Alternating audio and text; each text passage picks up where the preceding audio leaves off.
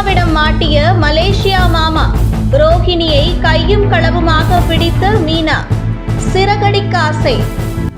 சிறகடிக்க ஆசை சீரியலில் ரசிகர்கள் ஆவலுடன் எதிர்பார்த்து கொண்டிருந்த அந்த காட்சிகள் தற்பொழுது ஒளிபரப்பாக இருக்கிறது. ரோஹிணி ஒரு டுபாக்கூர் என்பதை கிட்டத்தட்ட உறுதி செய்த முத்துவும் மீனாவும் அவர் தொடர்பான விஷயங்களை விசாரிக்க தொடங்குகிறார்கள்.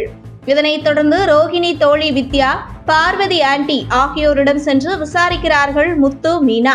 விசாரித்ததில் ரோஹிணி குறித்து பல திடுக்கிடும் தகவல் வெளிவருகிறது.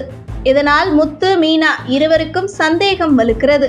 அந்த வகையில் இவர் அப்பா மலேசியா கிடையாது, ஒட்டுமொத்த குடும்பத்தையும் ஏமாற்றி வருகிறார் என்று மீனா, முத்து உறுதி செய்த நிலையில், ஆனால் இதை எப்படி ஆதாரத்துடன் கண்டுபிடிக்கிறது என்கிற முயற்சியில் இறங்கியுள்ளனர். இந்த நிலையில் மலேசியாவில் இருக்கும் ரோஹிணி தந்தை இறந்துவிட்டார் என்கின்ற ஒரு பொய்யை மலேசியா மாமா மூலம் வீட்டில் சொல்லி ஏமாற்றுகிறார் ரோஹிணி. இதையும் ஒட்டுமொத்த குடும்பத்தினரும் நம்புகிறார்கள். அப்பாடா, ஒரு வழியாக பிரச்சனை முடிந்தது என்கிற பெருமூச்சு விடுகிறார் ரோஹிணி. இதனைத் தொடர்ந்து வித்யா வீட்டில் ரோஹிணி, மலேசியா மாமா ஆகியோரும் உள்ளனர். இதன் பின்பு ரோஹிணி அவருடைய தந்தை இறந்த துக்கத்தில் இருப்பார்.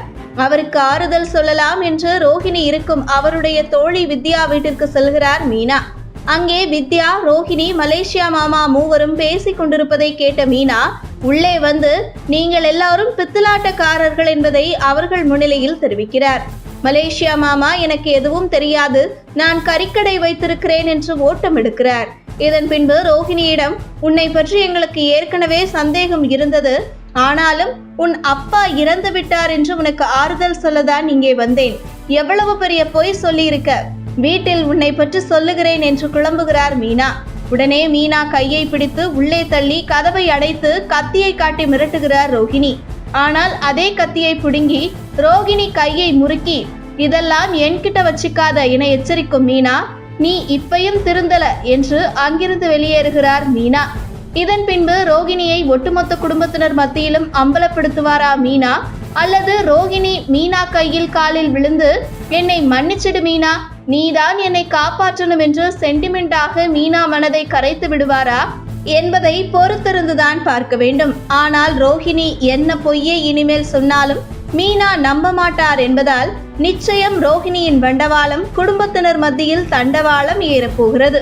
அதே நேரத்தில் ரோஹிணி பற்றிய உண்மை தெரிய வந்ததும், சரி நடந்தது நடந்து போச்சு, வேலையை பாருங்க என அண்ணாமலை பேச போகிறாரா என்கிற கேள்வி எழுந்துள்ளது. எப்படியோ ரசிகர்கள் எதிர்பார்த்த காட்சிகள் எல்லாம் இனி சிறகடிக்க ஆசையில் அரங்கேற இருக்கிறது.